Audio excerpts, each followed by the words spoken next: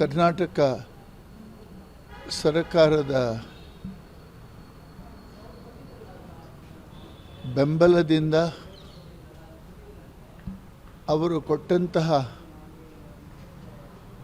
ಜಾಗದಲ್ಲಿ ಎಲ್ಲಿ ಸ್ವಾಮಿ ವಿವೇಕಾನಂದರು ಬಂದು 1892 ನವೆಂಬರಲ್ಲಿ ತಂಗಿದ್ರು,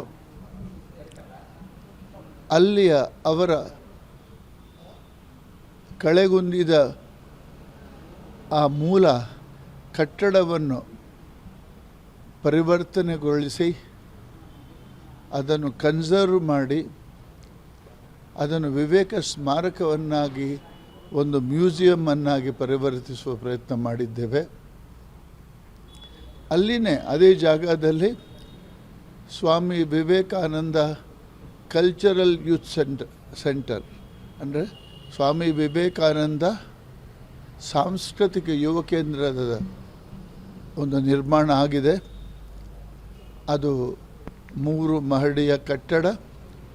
ಅಲ್ಲಿ ಸ್ವಾಮಿ ವಿವೇಕಾನಂದರ ವಿಶೇಷವಾಗಿರ್ತಕ್ಕಂಥ ಒಂದು ಮ್ಯೂಸಿಯಂ,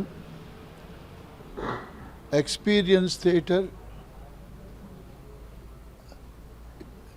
ಯುವಕರಿಗೆ ಒಂದು ಪೂರಕವಾಗಿರ್ತಕ್ಕಂತಹ ಮೌಲ್ಯಾಧಾರಿತ ಶಿಕ್ಷಣ ಹಾಗೂ behavioural excellence and capacity building ಎಂಬ ಸಬ್ಜೆಕ್ಟ್ ಮೇಲೆ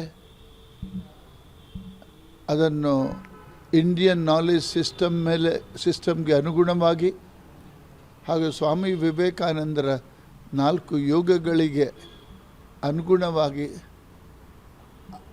ಅದರಲ್ಲಿರುವ ಮೂಲ ವಿಷಯವನ್ನು ಶೋಧನೆಗೊಳಿಸಿ ವರ್ತಮಾನದ ಪರಿಸ್ಥಿತಿಗೆ ಅನುಗುಣವಾಗಿ ಯುವಕರಲ್ಲಿ ಒಂದು ಶಕ್ತಿ ಮತ್ತು ಮೌಲ್ಯಗಳು ಹಾಗೂ ದೇಶ ಪ್ರೇಮ, ಸಮಾಜ ಪ್ರೇಮ ಮತ್ತು ಒಂದು ಸುಪೀರಿಯರ್ ವರ್ಕ್ ಕಲ್ಚರ್ ಇದನ್ನು ನಿರ್ಮಾಣ ಮಾಡೋದಕ್ಕೋಸ್ಕರ, ಇದರಲ್ಲಿ ಅವರಿಗೆ ತರಬೇತಿ ಕೊಡೋದಕ್ಕೋಸ್ಕರ ಒಂದು ಶಾರ್ಟ್ ಟರ್ಮ್ ಕೋರ್ಸ್ ಮಾಡಬೇಕು ಅಂತ ಪ್ರಯತ್ನ ಮಾಡ್ತಾ ಇದ್ದೇವೆ. ಇದೆಲ್ಲವನ್ನು ಒಳಗೊಂಡಂತಹ ವಿವೇಕ ಸ್ಮಾರಕವನ್ನು ಆಗಸ್ಟ್ 1ಕ್ಕೆ ನಮ್ಮ ದೇಶದ ಘನತೆವೆತ್ತ ಪ್ರಧಾನಿಗಳಾದ ಶ್ರೀ ನರೇಂದ್ರ ಮೋದಿಜಿಯವರು ಆಗಸ್ಟ್ 1ನೇ ತಾರೀಕಿಗೆ ಅದನ್ನು ಉದ್ಘಾಟಿಸಲಿದ್ದಾರೆ. ಆ ದಿವಸ ಮಧ್ಯಾಹ್ನ 3:30ಕ್ಕೆ ಅವರು ವಿವೇಕ ಸ್ಮಾರಕಕ್ಕೆ ಆಗಮಿಸಿ ಅದನ್ನು ಉದ್ಘಾಟಿಸಿ ಅಲ್ಲಿಯ ಶಿವ ದೇವಸ್ಥಾನ, ಅಲ್ಲಿ ಸ್ವಾಮಿ ವಿವೇಕಾನಂದರು ತಂಗಿದ್ದ ಜಾಗ, ಅಲ್ಲಿಯ ಆಂಫಿ ಥಿಯೇಟರ್ ಇದನ್ನೆಲ್ಲವನ್ನು ವೀಕ್ಷಿಸಿ ಆಮೇಲೆ ಈ ಮೈಸೂರಿನ ರಾಮಕೃಷ್ಣಾಶ್ರಮಕ್ಕೆ ಬರಲಿರುವವರು ಈ ಶತಮಾನೋತ್ಸವವನ್ನು ನಡೆಸಿದ ಈ 100 ವರ್ಷದ ಆಧ್ಯಾತ್ಮಿಕ, ಸಾಂಸ್ಕೃತಿಕ, ಶೈಕ್ಷಣಿಕ ಸೇವೆಯನ್ನು ಸಲ್ಲಿಸಿದಂತಹ ರಾಮಕೃಷ್ಣಾಶ್ರಮಕ್ಕೆ ಅವರು ಬಂದು ರಾಮಕೃಷ್ಣ ಪರಮಹಂಸರಿಗೆ ನಮ್ಮ ದೇವಸ್ಥಾನದಲ್ಲಿ ಪ್ರಾರ್ಥನಾ ಮಂದಿರದಲ್ಲಿ ಪುಷ್ಪಾಂಜಲಿಯನ್ನು ಕೊಟ್ಟು ಆಮೇಲೆ ಅವರು ಮುಂದೆ ರಾಮಕೃಷ್ಣ ವಿದ್ಯಾಶಾಲೆ ಸ್ಟೇಡಿಯಂನಲ್ಲಿ ಒಂದು ಬೃಹತ್ ಸಭೆಯನ್ನು ಯೋಜಿಸಿದ್ದೇವೆ. ಅಲ್ಲಿ ಅವರು ಸುಮಾರು 4:25ಕ್ಕೆ ಬರಲಿದ್ದಾರೆ. ಅವರೊಡನೆ ಕರ್ನಾಟಕದ ರಾಜ್ಯಪಾಲರಾದ ತಾವರ್ ಸಿಂಗ್ ಜಲೋಟ್ಜಿ, ಕರ್ನಾಟಕದ ಮುಖ್ಯಮಂತ್ರಿಗಳಾದ DK ಶಿವಕುಮಾರ್ ಅವರು ಹಾಗೂ ಮೈಸೂರಿನ ರಾಜಮನೆತನದ ಹಾಗೂ ಮನೆತನದವರು ಹಾಗೂ ಇಲ್ಲಿ ಮೆಂಬರ್ ಆಫ್ ಪಾರ್ಲಿಮೆಂಟ್ ಆಗಿರ್ತಕ್ಕಂಥ ಯದುವೀರ್ಜಿ ಅವರು ಹಾಗೂ ಇಲ್ಲಿಯ ಶಾಸಕರಾಗಿರ್ತಕ್ಕಂಥ ಹರೀಶ್ ಗೌಡರು ಮತ್ತು ಕರ್ನಾಟಕ BJPಯ ಮುಖ್ಯಸ್ಥರಾಗಿರ್ತಕ್ಕಂತಹ ವಿಜೇಂದ್ರ ಅವರು ಈ ವೇದಿಕೆಯಲ್ಲಿ ಇರುವ ತಮ್ಮ ಸಾನ್ನಿಧ್ಯವನ್ನು ಕೊಡಲಿದ್ದಾರೆ. ಹಾಗೆ ಆಗ ಈ ಮಹಾಸಭೆಯನ್ನು ಯುವಕರು, ವಿದ್ಯಾರ್ಥಿಗಳು, ಮೈಸೂರಿನ ಪುರಜನರು,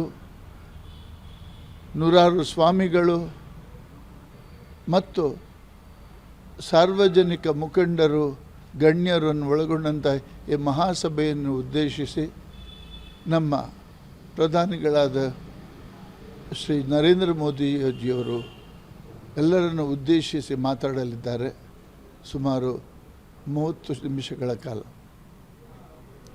ಆಮೇಲೆ ಅಲ್ಲಿಯೇ ಸಭೆ ಮುಕ್ತಾಯವಾಗುವುದು. ಆಮೇಲೆ ಮುಂದಿನ ಕಾರ್ಯಕ್ರಮಗಳೆಲ್ಲವೂ ಕೂಡ ವಿವೇಕ ಸ್ಮಾರಕದ ಆಂಫಿ ಥಿಯೇಟರ್ನಲ್ಲಿ ನಡೆಯುವುದು. ಅದು ಒಟ್ಟು ಎಷ್ಟು ಜನ ಸೇರ್ಬೋದು ಆ ಸಭೆ? ವೇದಿಕೆಯಲ್ಲಿ ಎಷ್ಟು ಜನ ಸೇರ್ಬೋದು ಸರ್? ವೇದಿಕೆಯಲ್ಲಿ ಬರೀ 8 ಜನ. ಪಬ್ಲಿಕ್ ಸುಮಾರು 6,000 ಜನ ಸೇರ್ಬೋದು.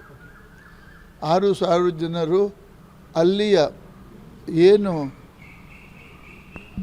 ಸೆಕ್ಯೂರಿಟಿಯ ಏನು ನಿಯಮಾವಳಿಗಳಿವೆ ಅದನ್ನೆಲ್ಲ ಪಾಲಿಸಬೇಕಾಗ್ತದೆ. ಪಬ್ಲಿಕ್ ಎಲ್ಲರೂ ಕೂಡ ಪಾಸ್ ತಕ್ಕೊಂಡು ಬರಬೇಕು. ಅದಕ್ಕೆ ಪಾಸ್ ಕೊಡುವ ವ್ಯವಸ್ಥೆ ಮಾಡಿದ್ದೇವೆ. ಎಲ್ಲ ಶಾಲಾ ಕಾಲೇಜುಗಳಿಗೆ ಹೋಗಿ ಮಕ್ಕಳಿಗೆ ಅವರಿಗೆ ಹೇಳಿಬಿಟ್ಟು ಇದರ ನಿಯಮಾವಳಿಗಳನ್ನು ಪಾಸ್ ಕೊಡ್ತೇವೆ. ಯಾರು ಪಾಸ್ ಪಡ್ಕೊಂಡಿದ್ದಾರೋ ಅವರೆಲ್ಲರಿಗೂ ಕೂಡ ಅವಕಾಶ ಇದೆ. ಸ್ಮಾರಕಕ್ಕೆ ಸುಮಾರು 40ರಿಂದ 45 ಕೋಟಿಯಷ್ಟು ಖರ್ಚು ವೆಚ್ಚ ಆಗಿದೆ. ಅವ್ರ ಮೇಲಿರುವಂತಹ ಗೌರವ, ಪ್ರೀತಿ, ವಿಶ್ವಾಸವೇ ವಿಶೇಷವಾಗಿರ್ತಕ್ಕಂಥ ಆತಿಥ್ಯ. ಅದಲ್ಲದೆ ಬೇರೆಯಾಗಿ ಇಷ್ಟರವರೆಗೆ ತಿಂಡಿ ತೀರ್ಥಗಳನ್ನು ಕೊಡುವಂತಹದ್ದಕ್ಕಾಗಲಿ ಬೇರೆ ಯಾವ ರೀತಿಯ ಆತಿಥ್ಯಕ್ಕೆ ಇಷ್ಟರವರೆಗೆ ಅವಕಾಶವನ್ನು ನಮಗೆ ಕಲ್ಪಿಸಿಕೊಟ್ಟಿಲ್ಲ. ಆ ಉಡುಗೊರೆಯನ್ನು ನಾವು ನಮ್ಮ ಮೈಸೂರಿನ ಶಿಲ್ಪಿ ಅರುಣ್ ಯೋಗಿರಾಜ್ ಅವರು ಕೆತ್ತಿದ್ದಂತಹ ಒಂದು ಸ್ವಾಮಿ ವಿವೇಕಾನಂದರ ವಿಗ್ರಹ,